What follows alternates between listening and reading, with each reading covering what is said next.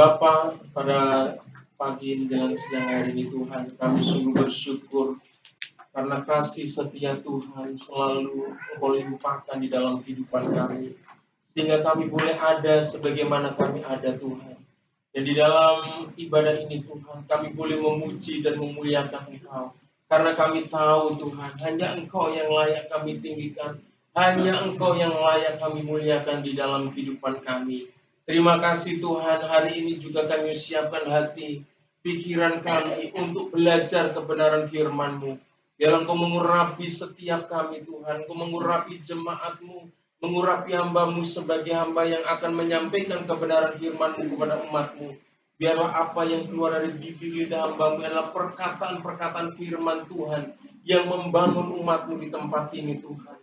Berkati jemaat-Mu supaya mereka tidak satupun terlewati dengan lawatan firman-Mu Tuhan. Ajar kami bukan hanya mendengar firman-Mu, tetapi kami mempercaya, mengimani setiap janji-Mu dalam hidup kami dan mentaati, melakukan dengan setia apa yang kami ketahui dari setiap kebenaran firman-Mu.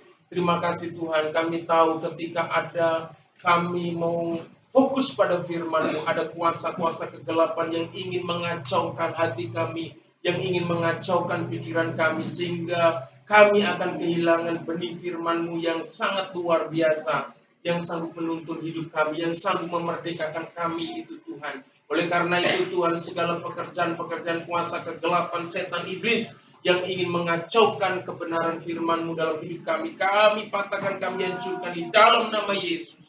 Kami mau Tuhan, hati kami terbuka akan pekerjaan kuasa Roh Kudus di dalam hidup kami. Berfirmanlah Tuhan, kami siap untuk mendengar dan melakukannya dengan setia di dalam kehidupan kami. Di dalam nama Yesus Kristus, kami sudah berdoa dan mengucap syukur. Sama-sama katakan, amin. Haleluya. Shalom. Shalom. Apa kabar semuanya? Haleluya. Ada sukacita? Ya. Hari ini saya sungguh bersyukur kepada Tuhan karena mendapat kesempatan kembali untuk melayani Bapak, Ibu, saudara-saudara yang dikasih Tuhan, ya, dengan menyampaikan kebenaran firman Tuhan. Ya, pagi hari ini langsung saja mari kita membuka Alkitab kita yang terambil di dalam kitab Hakim-Hakim, ya. Ya, Hakim-Hakim pasalnya yang ke-11 ayat 1 sampai ayatnya yang ke-11. Kitab Hakim-Hakim, ya, itu di dalam Perjanjian Lama. Ya, Hakim-Hakim pasal 11 ayat 1 sampai ayatnya yang ke-11. Ya, hari ini mari kita baca berganti-gantian. Saya akan membacakan ayat ganjil dan Bapak Ibu saudara yang kasih Tuhan ayatnya yang genap, ya. Judulnya adalah Yefta dan Gilead. Adapun Yefta, orang Gilead itu adalah seorang pahlawan yang gagah perkasa, tetapi ia anak seorang perempuan sundal. Ayah Yefta ialah Gilead. Juga istri Hiraam melahirkan anak-anak lelaki baginya. Setelah besar anak-anak istrinya ini, maka mereka mengusir Yefta. Katanya kepadanya, engkau tidak mendapat milik pusaka dalam keluarga kami, sebab engkau anak dari perempuan lain. Maka larilah Yefta dari saudara-saudaranya itu dan diam di tanah Tob. Di sana berkumpullah kepadanya petualang-petualang yang pergi merampok bersama-sama dengan dia. Beberapa waktu kemudian Bani Amon berperang melawan orang Israel. Dan ketika Bani Amon itu berperang melawan orang Israel, pergilah para tua-tua Gilead menjemput Yefta dari tanah Tob. Kata mereka kepada Yefta, mari jadilah panglima kami dan biarlah kita berperang melawan Bani Amon. Tetapi kata Yefta kepada para tua-tua Gilead itu, bukankah kamu sendiri membenci aku dan mengusir aku dari keluargaku? Mengapa kamu datang sekarang kepadaku pada waktu kamu terdesak? Kemudian berkatalah para tua-tua Gilead kepada Yefta, memang kami datang kembali sekarang kepadamu. Ikutilah kami dan berperanglah melawan Bani Amon, maka engkau akan menjadi kepala atas kami, atas seluruh penduduk Gilead. Kata Yefta kepada para tua-tua Gilead, jadi jika kamu membawa aku kembali untuk berperang melawan Bani Amon, dan Tuhan menyerahkan mereka kepadaku, maka akulah yang akan menjadi kepala atas kamu. Lalu kata para tua-tua Gilead kepada Yefta, demi Tuhan yang mendengarkannya sebagai saksi antara kita, kami akan berbuat seperti kakakmu itu. Maka Yefta ikut dengan para tua-tua Gilead, lalu bangsa itu mengangkat dia menjadi kepala dan panglima mereka. Tetapi Yefta membawa seluruh perkaranya itu ke hadapan Tuhan di Mizpah. Haleluya. Bapak Ibu yang dikasih Tuhan, pagi hari ini saya memberi tema khotbah saya, yaitu dengan tema Tuhanlah yang memegang masa depanmu. Ya. Tuhanlah yang memegang masa depanmu. Katakan kanan kiri, ya. Lihat wajahnya, bilang, Tuhanlah yang memegang masa depanmu. Kalau temannya bilang, katakan amin. Bilang satu dengan yang lain. Tuhanlah yang memegang masa depanmu. Amin. Haleluya. Bapak Ibu yang dikasih Tuhan, tentunya setiap kita merindukan masa depan kita diberkati Tuhan. Amin. Dan setiap kita untuk menyongsong, untuk meraih masa depan itu, ya, kita punya banyak rencana. Supaya apa? Supaya masa depan kita diberkati oleh Tuhan.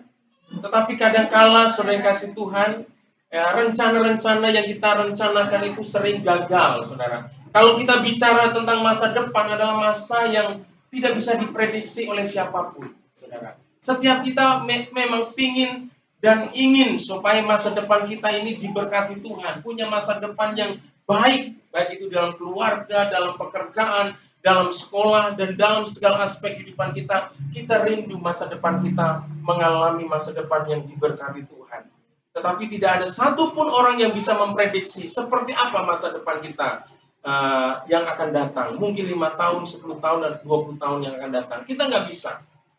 Ya, kita nggak tahu nanti kita mau tinggal di mana. Mungkin saat ini ada di Karanganyar, saudara kasih Tuhan. Tapi kita nggak tahu 5 tahun lagi kita akan pindah di mana. Ya, mungkin yang belum menikah kita belum tahu pasangan kita seperti apa. Ya, yang sekolah saat ini, yang dari SMP, yang SD pengen sekolah di mana, ya, belum tahu, saudara kasih Tuhan. Masa depan itu penuh dengan rahasia. Ya, masa depan itu penuh dengan ketidakpastian mungkin, ya. Karena tidak ada satupun orang yang bisa memprediksikan masa depannya seperti apa. Tapi satu harapan selalu, masa depan itu kita ingin diberkati Tuhan. Ya, dan hari ini saudara yang kasih Tuhan, kita mau diteguhkan dengan kebenaran firman Tuhan, bahwa Tuhanlah yang memegang masa depan. Amin. Apapun situasi dan kondisi bangsa kita, keluarga kita, itu tidak menjadi penentu masa depan kita diberkati atau tidak diberkati Tuhan, saudara. Yang menjadi kuncinya adalah Tuhan. Ya, bagaimana kita hubungan kita dengan Tuhan. Dan kita melihat, saudara kasih, di Alkitab ini, di dalam kitab Hakim-Hakim ini, kita melihat satu tokoh yang ada di dalam kebenaran firman Tuhan ini, namanya Yefta. Ya. Siapa sudah kenal sama Yefta? Ya, Yefta, ya. Kita mau lihat ayat 1, saudara. Kita akan menggali siapa Yefta itu, saudara, ya. Di sini katakan, adapun Yefta orang Gilead itu adalah seorang pahlawan yang gagah perkasa. Ya, sampai sini, ya. Dikatakan Yefta adalah seorang pahlawan yang gagah perkasa. Tentunya orang kalau mendapat julukan sebagai pahlawan yang gagah perkasa, ya, sebutan ini, ya, gelar ini tentunya tidak sembarangan disematkan pada seseorang, saudara. Pasti ada satu kriteria, ya, ada satu ketentuan-ketentuan yang ada dalam diri seseorang itu sehingga dia mendapat gelar sebagai seorang pahlawan yang gagah perkasa. Tidak semua prajurit itu dibilang gagah perkasa, saudara. Ya, seorang pahlawan yang gagah perkasa. Tetapi Gilead di sini dikatakan adalah seorang yang seorang pahlawan yang gagah perkasa. Artinya di dalam diri Gilead ada kualifikasi, ada kriteria-kriteria yang memenuhi untuk dia disebut sebagai seorang pahlawan yang gagah perkasa. Ya. Sekali lagi, bahwa gelar ini bukan sembarangan disematkan kepada seseorang. Ya, seperti Mungkin ya, kalau di dalam dunia pendidikan ya ada gelar-gelar S1 ya sarjana, S2 ya, S3 ada profesor. Tentunya gelar-gelar itu disematkan pada seseorang itu tidak hanya tempel, saudara ya. Hanya di orang nggak pernah kuliah langsung dia bikin S1 ya sarjana ya. Nanti dilaporkan orang nanti jadi kasus, saudara. Karena apa? Seseorang yang mendapat gelar itu pasti dia sudah menyelesaikan beberapa persyaratan tertentu. Demikian pula Yefta. Dia adalah seorang yang disebut sebagai seorang pahlawan yang gagah perkasa karena di dalam dirinya ada kualifikasi, ada kriteria-kriteria yang memenuhi persyaratan sebagai pahlawan yang gagah perkasa, saudara. Ya tentunya yang pertama adalah secara fisik dia pasti adalah orang yang sangat kuat, saudara. Yang siap untuk bertempur, untuk berperang, saudara. Ya seorang prajurit itu sudah terlatih, saudara. Dia nggak makan, nggak minum, berjalan ribuan, mungkin ratusan kilo, saudara, puluhan ratusan kilo, ya dia dilatih, saudara. Secara fisik dia kuat, saudara. Tetapi seorang pahlawan yang gagah perkasa, dia bukan hanya kekuatan fisiknya yang diandalkan, tetapi dia juga punya kualifikasi tertentu, yaitu intelektual yang sangat baik, saudara. Kepintaran, kecerdasan, karena seorang pahlawan yang gagah perkasa yang sanggup memenangkan pertarungan, tentunya dia adalah seorang ahli strategi, saudara. Dia punya strategi untuk mengalahkan kekuatan musuh, saudara. Artinya secara jasmani, secara fisik dia memenuhi kualifikasi sebagai pahlawan yang gagah perkasa. Secara intelektual, saudara, dia juga memenuhi kualifikasi atau kriteria seorang pahlawan yang gagah perkasa. Jadi potensi yang ada di dalam diri seorang Yefta ini sangat luar biasa. Kalau kita melihat sepertinya Yefta ini orang yang perfect ya, orang yang sempurna dengan segala keahlian yang dimiliki. Tetapi apakah semua yang dimiliki Yefta itu perfect di dalam hidupnya perfect, saudara? Masa depannya juga bagus, saudara? Apakah itu semua juga menentukan masa depannya menjadi baik, saudara? Ternyata tidak, saudara. Ya, kenapa? Ada persoalan yang dihadapi oleh Yefta. Kita lihat, saudara, selain kita melihat kelebihannya, dia juga punya kekurangan, saudara. Masih di dalam ayat yang pertama dikatakan, adapun Yefta, seorang Gilead itu adalah seorang pahlawan yang gagah perkasa, tetapi ia anak seorang perempuan sundal. Ayahnya Yefta ialah Gilead, saudara. Ya. Memang dia seorang pahlawan yang gagah perkasa, tetapi dikatakan dia adalah anak perempuan sundal, perempuan nakal, saudara. Ya, jadi ayah Yefta ini, ya dia punya istri secara sah, secara resmi, tetapi nakal ini, saudara. Selain dengan udah punya istri, tapi dia main sama wanita lain dan menghasilkan ini hasil perzinaannya itulah Yefta, saudara. Anak yang dihasilkan dari di luar pernikahan yang resmi, saudara yang kasih Tuhan, ya. Sehingga ini akan menjadi beban buat Yefta, saudara. Ini akan menjadi problem bagi Yefta untuk bagaimana dia memiliki masa depan, saudara. Ya, kita lihat selanjutnya, saudara yang kasih Tuhan. Karena dia dilahirkan ya dari seorang perempuan sundal, maka ada beban yang ditanggung oleh Yefta. Sekalipun itu bukan kesalahan Yefta. Kalau dia ditanya, mungkin saya nggak pingin dia dilahirkan dari seorang perempuan sundal, saudara. Tidak ada seorang anak yang mau dilahirkan dari kesalahan, saudara. Tetapi inilah, saudara, kalau Tuhan izinkan dia bisa terlahir di dunia, saudara, tidak ada satu kebetulan. Memang itu mungkin kesalahan orang tua, tetapi bagi Tuhan dia tetap punya rancangan yang indah buat Yefta sebenarnya, saudara, ya. Ayat 2 firman Tuhan katakan begini. Juga istri Gilead melahirkan anak-anak lelaki baginya. Setelah besar anak-anak istrinya ini, maka mereka mengusir Yefta. Katanya kepadanya, engkau tidak mendapat milik pusaka dalam keluarga kami, sebab engkau anak dari perempuan lain. Jadi ketika istri dari Gilead ini yang resmi ya melahirkan anak-anak, saudara, akhirnya dan mereka bertumbuh besar, Dan apa yang terjadi? Mereka mengusir Yefta. Karena apa? Karena Yefta adalah anak perempuan Sundal, anak dari perempuan lain, bukan dari hubungan sebagai istri yang sah, saudara. Yefta diusir, saudara. Yefta ditolak dari keluarganya, saudara. Ya, dan ini yang menimbulkan Yefta berantakan hidupnya. Ya, kita lihat lagi di dalam ayat yang ketiga yang terjadi, ya ini. Jadi broken home, saudara. Dia hatinya hancur, saudara, dan dia menjadi gelandangan kalau bilang ya. Ayat 3. Maka larilah Yefta dari saudara-saudaranya itu dan diam di tanah Tob.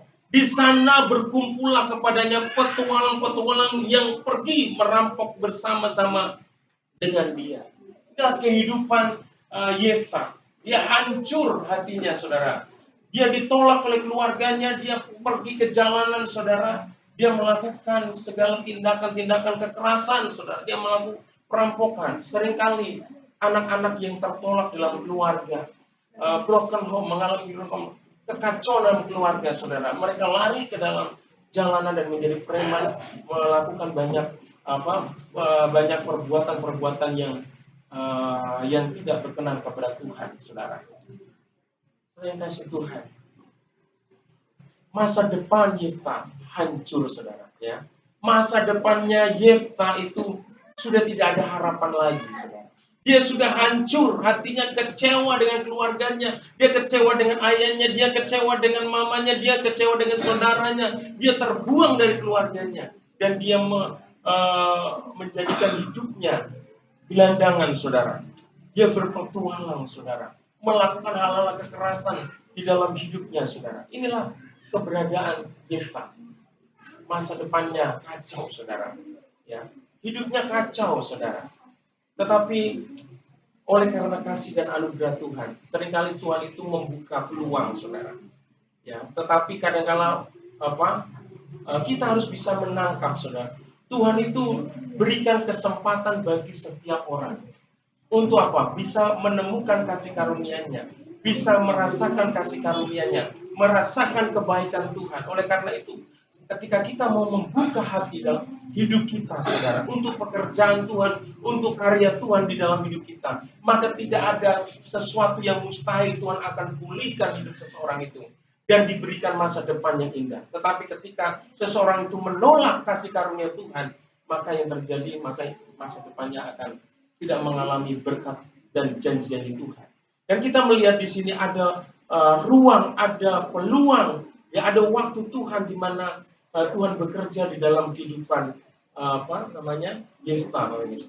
Di dalam hidup kita semua diberikan peluang untuk menikmati kasih karunia Tuhan. Amin. Tuhan seringkali membuka juga peluang untuk kita bisa meraih janji dan berkat Tuhan. Tergantung bagaimana kita meresponi peluang itu yang Tuhan berikan. Kita lihat peluangnya, saudara. Ya, segelap apapun kehidupan seseorang itu, pasti Tuhan itu ada masanya di mana Tuhan menyatakan kasih karunia-Nya. Ya, ayat yang keempat, mari kita perhatikan. Ya, beberapa waktu kemudian Bani Amon berperang melawan orang Israel. Dan ketika Bani Amon itu berperang melawan orang Israel, pergilah para tua-tua Gilead menjemput Yefta dari tanah Tob. Kata mereka kepada Yefta, mari jadilah panglima kami dan biarlah kita berperang melawan Bani Amon. Tetapi kata Yefta kepada para tua-tua Gilead itu, bukankah kamu sendiri membenci aku dan mengusir aku dari keluargaku? Mengapa kamu datang sekarang kepadaku pada waktu kamu terdesak? Jadi ada ruang, ada kesempatan yang Tuhan buka buat Yefta, saudara, untuk meraih peluang untuk mendapatkan berkat dan masa depan yang dipulihkan oleh Tuhan. Di mana Tuhan izinkan keluarga besarnya menghadapi persoalan, yaitu suku dari Gilead ini menghadapi pertempuran yang sangat luar biasa dengan Bani Amon, saudara. Dan mereka membutuhkan pertolongan. Dan ketika mereka terdesak, mereka teringat dengan Yefta.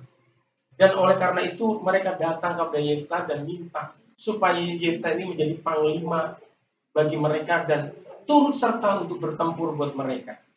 Sering kasih Tuhan, kita tahu saudara, betapa sakitnya Yefta ya terhadap perlakuan saudara-saudaranya, terhadap keluarganya, terhadap sukunya saudara. Sakit dia bilang. Dikatakan, bukankah engkau sangat membenci aku, katanya. Bisa aja Yefta ini, saudara yang kasih Tuhan, menutup hatinya dan berkata, rasain loh, ya, kemarin-kemarin kamu perlakukan aku tidak adil. Ya, mungkin ketika kita disakiti orang, dikecewakan orang, kita punya ya naluri untuk dendam, saudara. Mungkin melihat kita mungkin senang melihat orang susah yang pernah menganiaya kita, saudara. Nah ini apa? Kita lihat Yefta, dia mau membuka hatinya. Ada kalanya Tuhan itu yang berkarya membuka pintu, saudara, di mana Tuhan mau mengangkat seseorang itu dengan cara yang ajaib. Dalam hal ini adalah Tuhan mau mengangkat Yefta, saudara. Tuhan akan memberikan masa depan kepada Yefta, di mana dia nanti akan dipromosikan sebagai pemimpin di dalam keluarganya, saudara. Artinya ketika dia menjadi pemimpin, dia dihormati, disegani, ya, diperhitungkan di tengah-tengah keluarganya. Tetapi kalau kita melihat, ya, kalau kita berandai-andai seandainya Yefta ini menutup pintu hatinya untuk tidak menerima tawaran itu, tidak membuka hatinya untuk membereskan hatinya yang luka itu, saudara kasih Tuhan, tentunya dia tidak akan menjadi kepala di dalam keluarganya. Tetapi saya mau katakan begini, ketika Tuhan sudah membuka pintu peluang, saudara, kasih karunia-Nya dengan tadi Yefta, keluarganya menghadapi kesulitan dan karena kesulitan itulah keluarganya datang kepada dia, saudara, minta tolong, ya. Tetapi Yefta ini tidak bilang syukurin kamu, gua ogah bantu kamu, gitu kan, kalau orang Betawi, ya. Dia tidak, saudara kasih Tuhan. Ya, dia tahu, dia begitu sakit hatinya, dia begitu hancur hatinya ketika diperlakukan sangat tidak adil. Ya, dia tahu bahwa dia nggak berbuat kesalahan, yang berbuat salah kan orang tua saya, papa dan mama saya, tetapi semuanya kesalahan itu dilimpahkan kepada Yefta, seolah-olah dia merasa tidak adil, saudara. Dia dibuang, dia diusir oleh keluarganya. Coba bayangkan kalau saudara menghadapi apa yang dialami oleh Yefta, mungkin ini sangat sulit untuk menerima. Apalagi orang datang kepadanya pada waktu susah, saudara. Kalau datang pada waktu senang enak ya, bawa berkat gitu kan. Ini orang lagi susah datang lagi, ya kan? Tetapi sekalipun seperti walaupun berat, saudara, ya, Yefta ini membuka hatinya, ya, dia mau membereskan hatinya, ya, untuk mau mengampuni, mau menerima keluarganya itu, saudara. Dan kita akan melihat yang bagaimana dia dimampukan Tuhan untuk menerima, membereskan hatinya yang begitu sakit, saudara. Bisa mengampuni saudara-saudaranya, bisa mengampuni keluarga besarnya, saudara. Ada langkah Yefta yang luar biasa. Ya, kita lihat ayat selanjutnya. Ya. Ayat 8. Kemudian berkatalah para tua-tua Gilead dan kepada Yefta, memang kami datang kembali sekarang kepadamu, ikutilah kami dan berperanglah melawan Bani Amon, maka engkau akan menjadi kepala atas kami, atas seluruh penduduk Gilead. Kata Yefta kepada para tua-tua Gilead, jadi jika kamu membawa aku kembali untuk berperang melawan Bani Amon, dan Tuhan menyerahkan mereka kepadaku, maka akulah yang akan menjadi kepala atas kamu. Lalu kata para tua-tua Gilead kepada Yefta, demi Tuhan yang mendengarnya sebagai saksi antara kita, kami akan berbuat seperti katamu itu. Maka Yefta ikut dengan para tua-tua Gilead, lalu bangsa itu mengangkat dia menjadi kepala dan panglima mereka. Tetapi Yefta membawa seluruh perkaranya itu ke hadapan Tuhan di Mizpah. Saudara yang kasih Tuhan, ya, kekecewaan yang sangat luar biasa dialami oleh Yefta, saudara. Secara manusia memang dia tidak mampu, ya, untuk mengampuni, saudara. Dia tidak mampu untuk menerima keluarganya yang sudah menolak dia, yang sudah mengusir dia, yang sudah melecehkan dia, yang sudah menghina dia, yang sudah merendahkan dia, saudara. Tetapi walaupun berat, dia tetap buka hati. Kalau tadi, buka hati. Apa tadi? Tuh jamaah. Tuhan Yefta mengizinkan, dia membuka hati dan Tuhan menjamah hatinya. Dia mengizinkan Tuhan memperbarui hatinya, saudara. Sehingga dia mau melepaskan pengampunan, dia mau menerima keluarganya yang telah menyakiti hatinya. Itu semua dia bisa lakukan apa? Karena dia membawa semua persoalannya itu kepada Tuhan. Jadi dalam ayat yang ke-11 nanti bagian B katakan, tetapi Yefta membawa seluruh perkaranya itu ke hadapan Tuhan. Bapak Ibu ini kasih Tuhan, setiap kita tidak bisa memprediksikan, tidak bisa memastikan tentang masa depan kita seperti apa. Tetapi kalau kita membawa hidup kita, kerinduan kita untuk masa depan kita kepada Tuhan, maka Tuhan yang akan merancang hidup kita sehingga masa depan kita diberkati oleh Tuhan. Amin. Yefta pun sama, saudara kasih. Dia tidak tahu sebenarnya apa yang akan terjadi atas hidupnya. Saudara kasih, dia terlahir dari perempuan sundal, perempuan nakal, saudara. Dia ditolak, dia jatuh ke kehidupan jalanan yang keras, saudara. Tetapi apa yang terjadi? Ketika Tuhan membuka kasih karunia-Nya dan dia meresponi dengan benar kasih karunia-Nya itu, maka dia memiliki masa depan yang indah di dalam hidupnya. Dia diangkat menjadi pemimpin bagi keluarganya. Dia yang dulunya hina, saudara, sekarang dimuliakan oleh Tuhan. Nah, di dalam kehidupan kita semua, adik-adik semua ya, ini banyak yang masih muda, masing-masing muda. Ini ada yang masih lajang ya, yang sedang menantikan pasangan hidup, saudara. Mungkin kalian tidak tahu pasangan hidup seperti apa yang Tuhan akan kasih. Tetapi Tuhan kalau sudah kasih, dia memberikan pasangan hidup yang terbaik. Amin. Ya, saudara. Saya mau kasih kesaksian hidup saya, saudara. Ya. Saya juga waktu SD itu masih benar-benar sama orang tua masih ngerasain enak, saudara. Tapi di kelas 6 itu keluarga kami mulai goncang, saudara, ekonomi. Akhirnya saya dan adik saya ya itu dikirim ke Palembang dan kami terpisah sama orang tua hampir 2 sampai 3 tahun. Kami enggak bersama-sama orang tua. Kami hidup di daerah transmigrasi. Bersama nenek, saudara, yang dulunya nggak pernah kerja keras ya, di sana harus bekerja keras.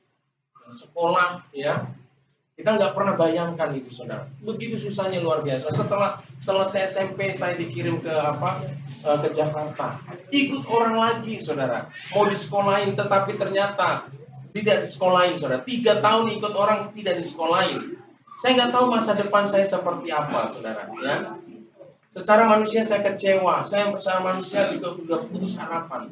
Tetapi dalam segala pergumulan itu saya selalu mencari Tuhan. Akhirnya setelah 3 tahun lebih saya dipertemukan dengan seorang yang mau sponsorin sekolah dan kuliah saya, saudara. Dan puji Tuhan, saya bisa selesaikan, saya bisa kuliah ya, dengan bukan dari orang tua ya, tapi Tuhan bekerja melalui orang lain. Tidak ada yang sponsorin saya. Waktu saya kuliah saya bisa kirim orang tua saya ya uang belanja ya, untuk uang apa oleh-oleh lah setiap bulan dikasih, saudara. Setelah itu, saudara, saya nggak tahu jodoh saya siapa, saudara. Tapi saya puji Tuhan belum pertemukan di kampus itu ya, itu yang mantan pacar saya yang di belakang ya. Ya, luar biasa. Saya juga nggak tahu seperti apa anak-anak nanti saya, saudara. Tapi Tuhan kasih anak-anak yang ganteng, anak yang cantik. Senyum dong Kak Des, dibilang cantik gak? Ya, saya kasih Tuhan. Saya juga nggak pernah tahu saya harus melayani di Karanganyar ini, saudara. Yang pasti saya punya kerinduan waktu saya masih muda, SMP lah, itu sudah ada kerinduan dalam hati saya ingin menjadi hamba Tuhan, saudara.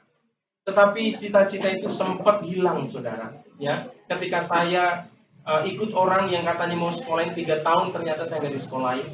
Saya pernah hidup juga di terminal, saudara. Ya, saya sempat dipukulin orang hampir mati juga di daerah Tangerang sana, saudara. Saya sudah nggak ada cita-cita menjadi hamba Tuhan, saudara. Tapi karena kita menyerahkan ya pergumulan kita itu kepada Tuhan. Saya selalu cari Tuhan, saya selalu cari Tuhan di perantauan ini. Saya masuk ke gereja HKBP ya, saya kan orang Jawa tapi nggak bisa bahasa Batak. Yang penting hari Minggu beribadah, saudara. Sempat saya masuk ke HKBP nggak tahu apa-apa, tapi saya tahu bahwa Tuhan tahu hatiku. Hatiku itu rindu dan haus akan Tuhan. Dan puji Tuhan, saudara. Sampai sekarang Tuhan pelihara. Saya punya istri yang cantik, cantik, anak-anak yang ganteng, yang cantik, diberkati Tuhan sehat-sehat. Ya, pelayanan Tuhan juga berkati, saudara.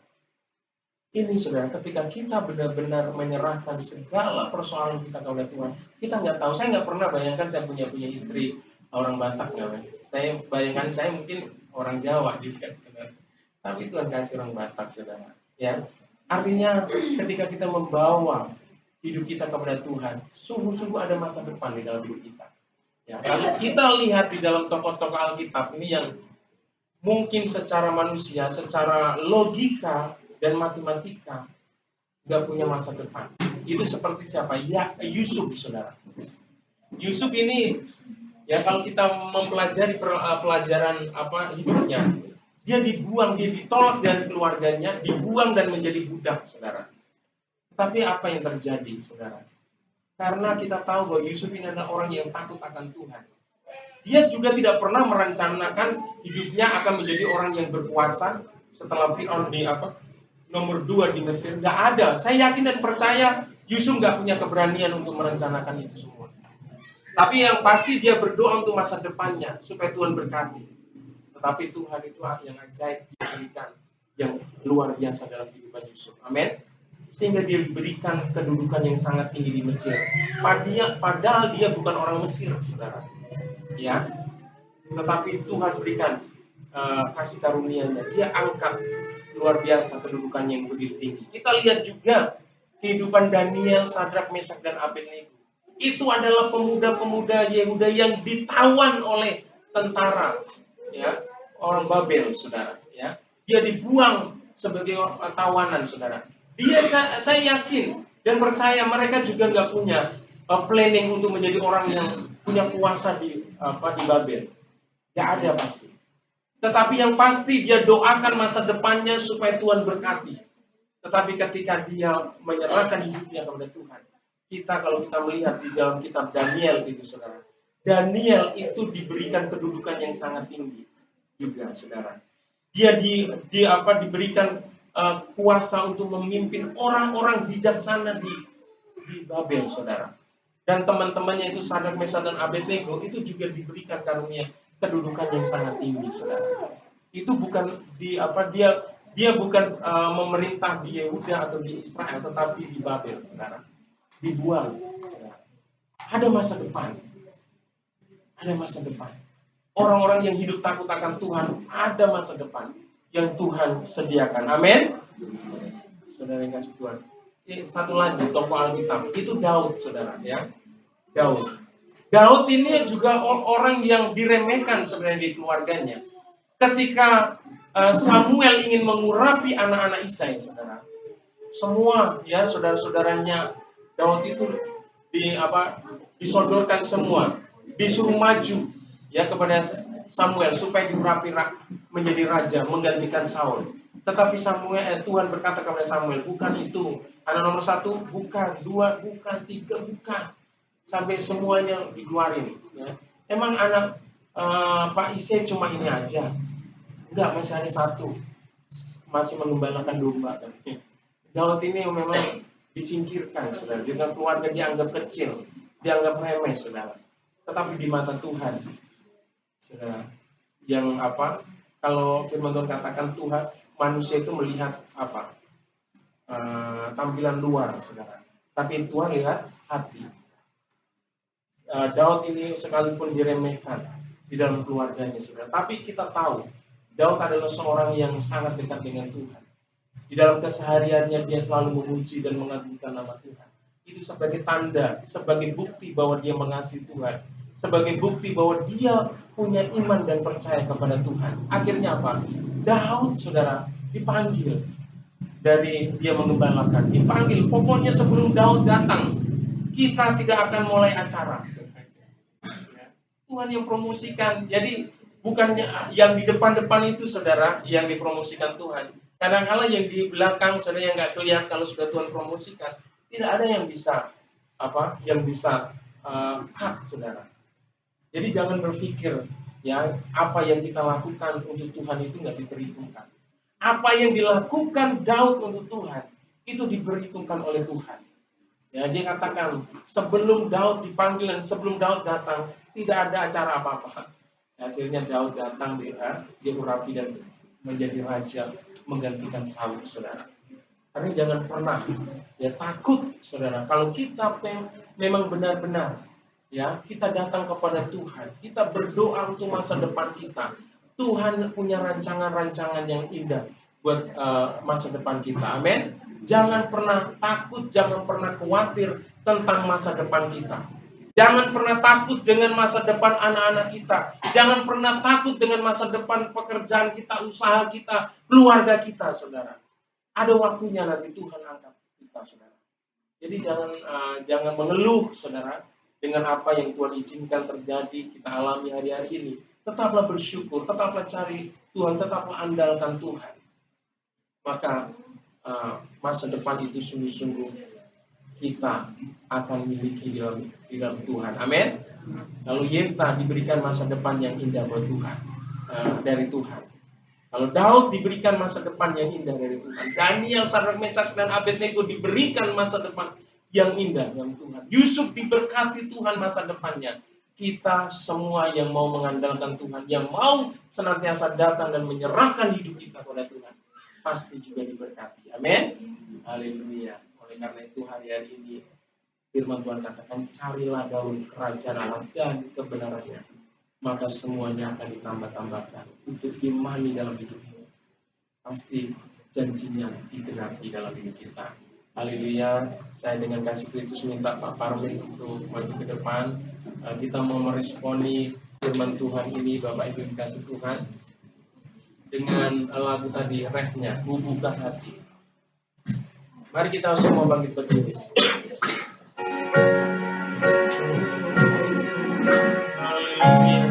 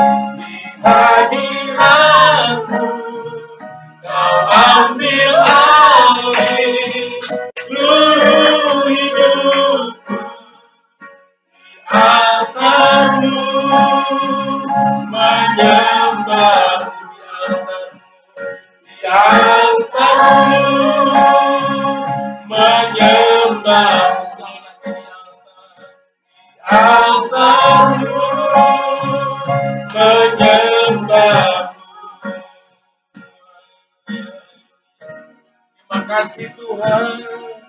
Terima kasih. Oh, terima kasih. Engkau baik. Haleluya. Haleluya. Segala pujian, hormat dan syukur kami naikkan bagimu Tuhan. Kau sungguh baik. Haleluya. Haleluya. Kami mau buka hati kami Tuhan untuk jamaah-Mu, untuk tuntunanmu Tuhan di dalam hidup kami. Kami mau berserah penuh kepadamu Tuhan, karena Engkau yang berdaulat, Engkau yang berkuasa atas hidup kami. Terima kasih Tuhan, hari ini Engkau sudah berbicara kepada kami bahwa hidup kami Tuhan, masa depan kami ada di tangan-Mu Tuhan. Bagi setiap kami yang mau menyerahkan hidupnya dengan sungguh-sungguh, dengan sepenuh hati kepada Tuhan, sungguh-sungguh ada masa depan Tuhan. Terima kasih Bapa. Terima kasih untuk kebenaran firman-Mu Tuhan yang sudah Kau bentangkan bagi setiap kami.